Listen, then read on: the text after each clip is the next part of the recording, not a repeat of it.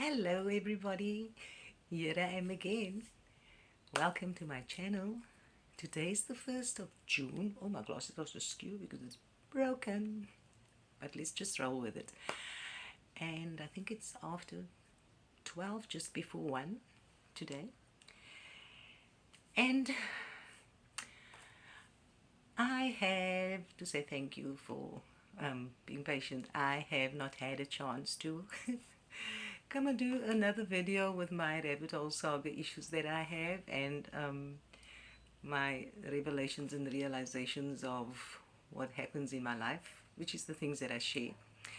And the most amazing thing is, about a weekend ago, not the weekend past, the weekend before, I sat in the sun by my front door, and as I looked across the road, I saw a lady moving from one space in about 3 meters. It took her over 15 minutes. And what was the reason for that? She was sitting on her phone. No, she was walking on her phone. So she wasn't typing. So I was watching her. She was in my view for about 3, 4, 5 meters. She wasn't answering, texting, or anything. She was just scrolling and looking at this phone. So every step she took was a moment of pause. And I'm thinking, I'm looking at this woman, and cars are passing by, people are walking past her, and she's got no idea what's happening. This is outside, not inside a space, it is outside. In the road. She's walking literally in the road, not even on the pavement. And I thought to myself, God, this woman is like really zombified. Is she in a zone or what? Not knowing what a situation or a circumstance is, but in that moment of having that thought, is this woman is like zombified? I remembered a vision I had in a meditation with a group at Truthwave. And it was the second time I had that vision.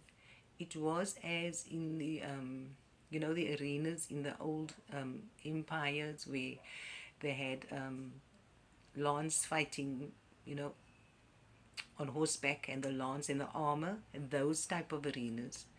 So my first vision, my first understanding of the vision is I'm coming walking over this wave bridge type of thing, but I'm got all this ancient, I've got an outfit on, but I've got colors on. There's maroon and there's mustard or whatever, and I've got two guards walking beside me, and I'm walking through this tunnel like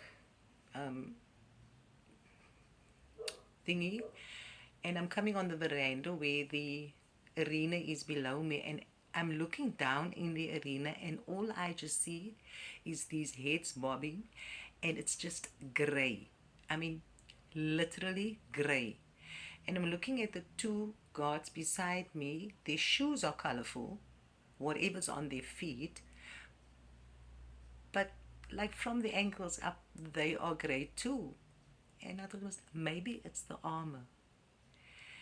And I realized what it, that moment, not that moment, but that moment while I was sitting there, walking in your truth. So they knew the truth, but they were not walking in their truth, because that is why it was only the shoes were colorful, but not the rest of the body. This is my analogy, of course, after a rabbit hole saga. But in any event, so as I sat in this doorway, and these memories come back to me of the vision that I had in my meditation, which was the second time I had the same vision. I had it in a personal meditation, and then I had it in a group Truthwave meditation. And at that moment, I was so grateful, because I, in that moment, had the eyes to see this woman, because I wasn't sitting on my phone. I was looking at the clouds, I was looking at the sky, and the trees and the birds were like walking in front of my driveway, and I kind of get fascinated, because sometimes two of them would come sit right on my stoop by my front gate. just in front of my house.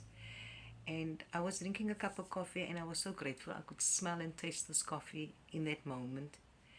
And it was morning, and it was a beautiful, clear morning, a morning to be so grateful to know that here I am in all my glory, but in the glory of this creation of the universe.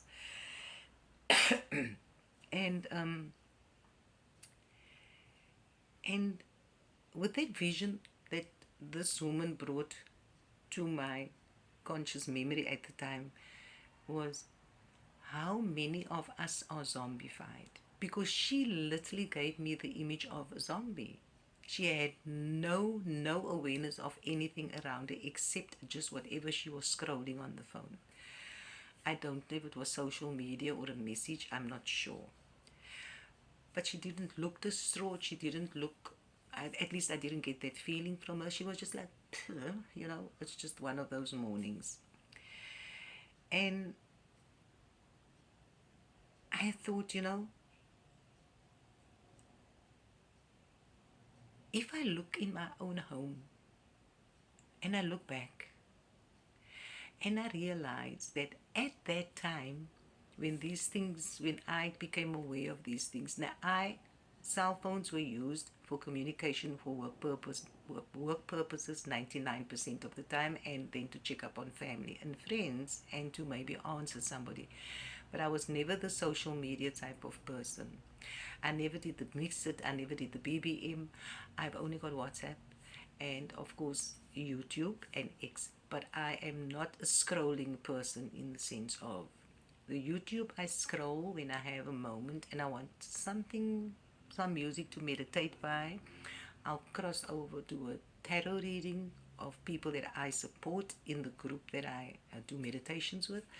So that's as far as my and gardening. I scroll gardening as well, and that's about. It's very broad because YouTube doesn't even know how to put something on my my time feed or something like that because it's so diverse. And then I thought, I'm most of the time present in my moments, even when I am doing a YouTube scrolling or answering a message on WhatsApp or sending a message on WhatsApp. I'm always conscious of what my inner space is, emotionally where I'm at before I respond to anything. And that vision coming back to me, and I thought, if I could see as the divine creator could see, is this what he sees? What the creator sees of his creation, that it's colorless? And because happiness is always, joy is normally colorful, you always have, everything is bright and beautiful, as they say. But of course, if you are preoccupied with other people's issues on social media, you are not normally, because you've got something to say, you become critical and judgmental. And I know that because in my circle of my immediate family, that has happened so many times. And I look back and I think, you know what? I've been told so many stories about socialites and happenings in the events of the world out there, but I never got drawn to it to have a reaction, not even a response. I would just acknowledge I'm hearing you, but I don't even want to give my 2 cents. And if I should, then it would be like I came across as sarcastic or cynical, because I would say, does that benefit me in this moment? Is paying my bills in this moment? Is feeding me in this moment? What it is going to make me feel like in this moment? So, do I want to be upset and fall into the trap of giving my 2 cents? The old me would have been highly in a debatable situation, which I did not do anymore 4 years ago. And coming to understand that I stopped feeding myself with things that are happening in the news, even that are happening in my community that wants to disrupt me, because it is life, but it is not my life. I don't want to participate in those things that make me anxious and gives me anxiety or puts me in the space of fear, because I choose not to be in that spaces if I have and when I have control over it. They say you always have control, but sometimes things happen so fast that it becomes an instant reaction or an instant emotion that I understand, but it doesn't become a long-term emotion or reaction. So with being me coming to a thing of, is that what divine source is seeing of our creation, of its creation, this zombified humanity, which is all locked in and so just absorbing all this negativity, being controlled by all this negativity, and yet we have so much power. Coming back again to my own home, to understand why my kids could not, after 4 years, they never remembered what I actually taught them in how to be emotionally balanced. They never really heard me, because I would get responses of, somebody said this to me, which was something I taught you years ago, but it's always somebody said this to me, and I don't want recognition for it, but I needed to see why I was never heard. And if I look back, they were always busy on their phones. Do I have a part in that? Yes, because I bought the phones. I gave them the phones as gifts because peer pressure, didn't want to feel outcast in society. So, yes, I gave them phones. Yet, ever since they had cell phones, we were not eating at the table at the same time anymore, because that was the rule in my house. Nobody sits in a room or eat. We do not eat in front of the television. The TV goes off and we sit at the table. So that started getting, because now they would use the excuse to go to the, the, the toilet, the ladies' room, and they would be sitting on the phone in the ladies' room, which means they are now being a half an hour later for the meals. It was all little things, or they would get a message on the phone, I have to just go outside, she's by the gate, or she just want to ask me something, or I need to do this, but it's all because of this thing called a cell phone. So if you hadn't had the cell phone, you would not have been drawn into somebody else's problem. Now somebody doesn't have to tell you their problem. We go and find other people's problems to be part of it emotionally and psychologically. We go and find it by the scrolling that we're doing on these TikToks and Facebook and whatever platform we're using. But we go and search for things like conflicts, and we need to take a part, we need to choose a side, family, feuds going on, everything that is just feeding so much frustration, it feeds so much fear, and it feeds so much negativity.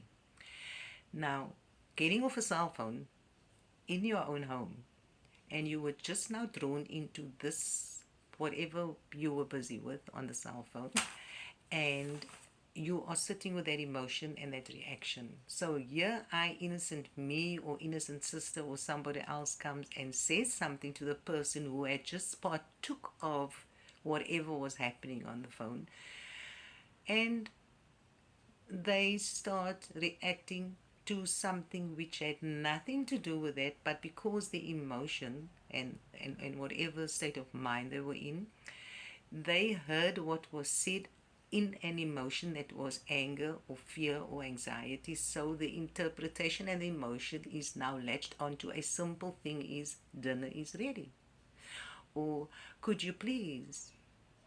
And now it becomes a whole body language and attitude reaction, which now causes the one that is receiving the reaction is to also react and say, what is your problem? And then you might just have an argument, and people are angry with one another for weeks within the house, within the home. But none of them did anything to one another.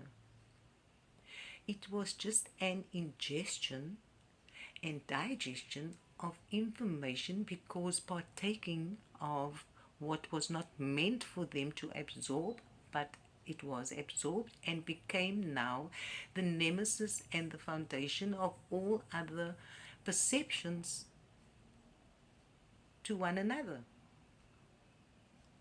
But it wasn't the way, the foundation wasn't that at all.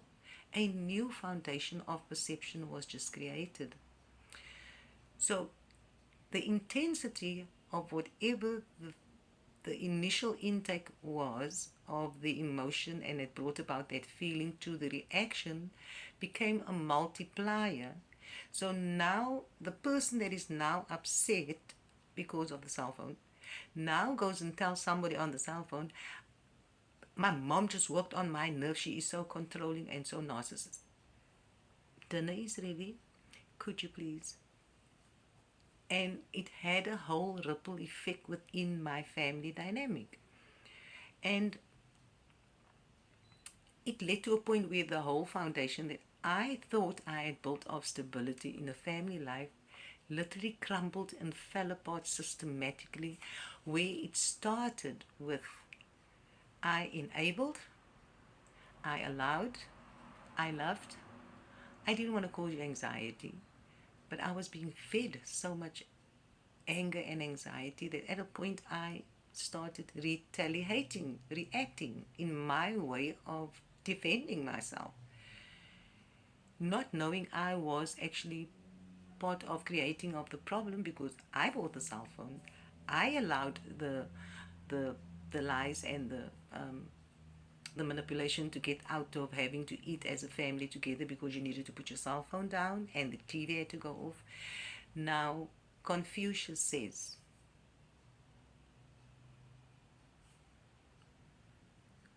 families build communities, communities build cities, cities build towns, towns build countries.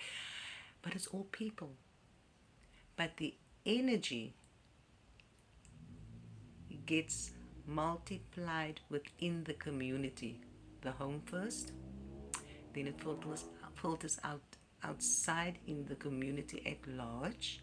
It affects the community in the church, it affects the community, your neighbors, your friends, your family, because everybody is now hearing of the problem that you had inside of your home. It goes to the school, it goes to even those that don't know you, it gets placed on social media. You are now labeled as the narcissist, as the control freak, as the blah blah blah, and the whatever. Everything you did is now out by the door. Just with that one absorption and digesting information that was not for the highest good in that moment, which ended up not for the highest good of all concerned and thereafter. So, zombified. How zombified are we? It doesn't just have to be a cell phone. It can be gossiping and everything with stories being carried over. Now I made a comparison with the time when I didn't have a cell phone as a child, and there were no cell phones as an adult, as a mother. There was so much communication and understanding in the family. Yes, we gossiped. We gossiped about Auntie Jane and Auntie Mary and Auntie Nita and Auntie whoever's children. And yes, we gossiped. But it stayed in a very close-knit community because there weren't resources for it to be so widely spread globally. We were not affecting a whole town with gossip. Generally not. But now, through a cell phone, the world gets affected and induced with fear and anger. But it started with me. I had to change that. I decided I will not be allowing, I am choosing what I allow to go into my heart and my mind so that I can have control over my emotions and my responses that I would like to the person that I want to be, that I want to be treated at, and to be able to treat the next person the same way. So the battle is real because the others hasn't stopped with their zombified mannerisms. I did. I decided not to be infiltrated by it anymore 4 or 5 years ago. So Why did I get to see this picture of what humanity looks like from a higher perspective? I don't know. But in after the meditation, the um, the host said to me, when he saw my chat that I put on, he said to me, "That was your higher self."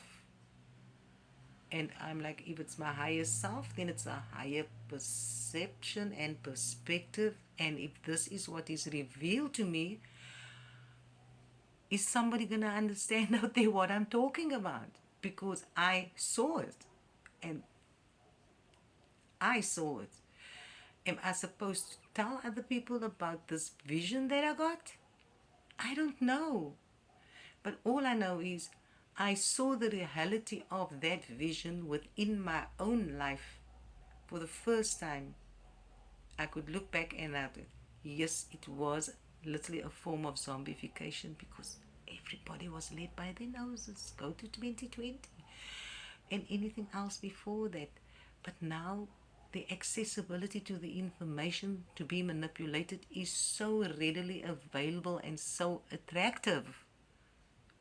How are we going to beat this? I did. But I woke up. How many people can wake up? How many people want to wake up? Because you can only fix a pain if you know you have a pain. You can only fix a broken arm if you know you've got a broken arm.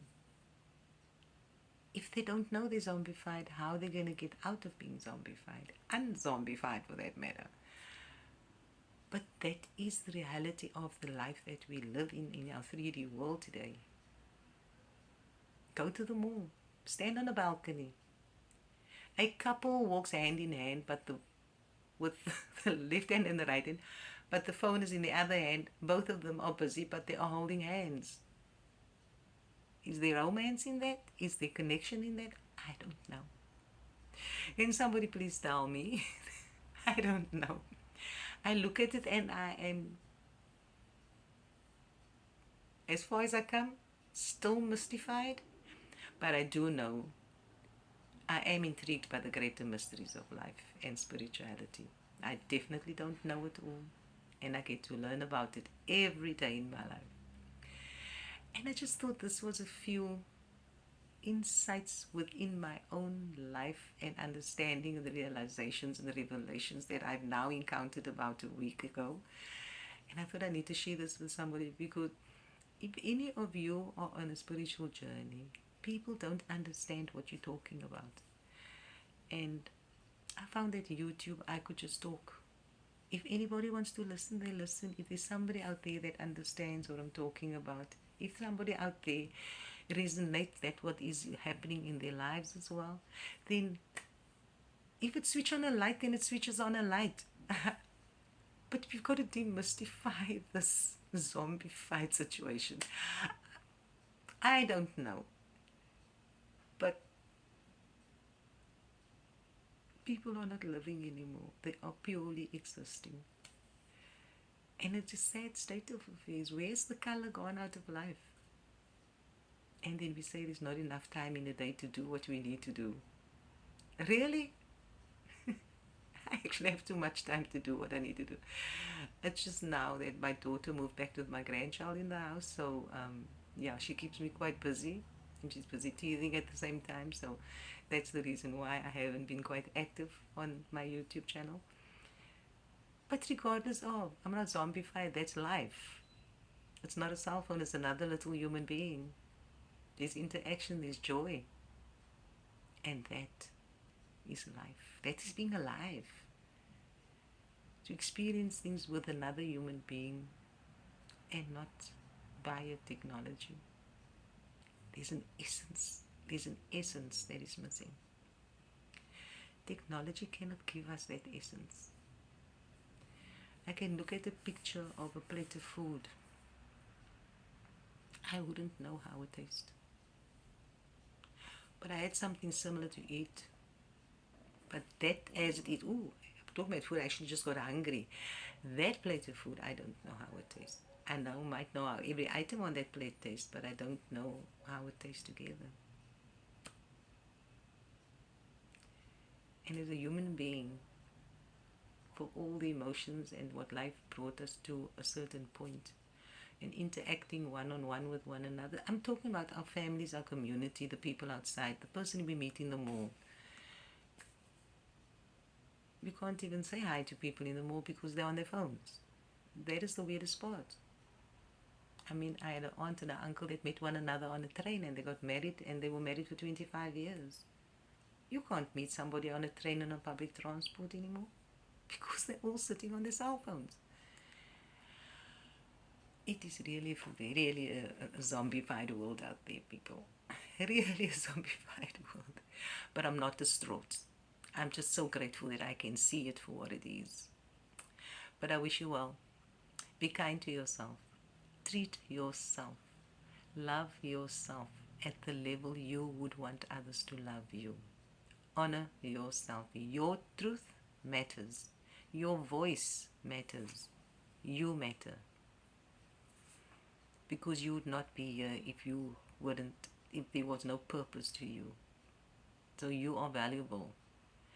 Embrace yourself for the value that you are. I love you so much. Take care of yourself. Be kind to yourself. God bless.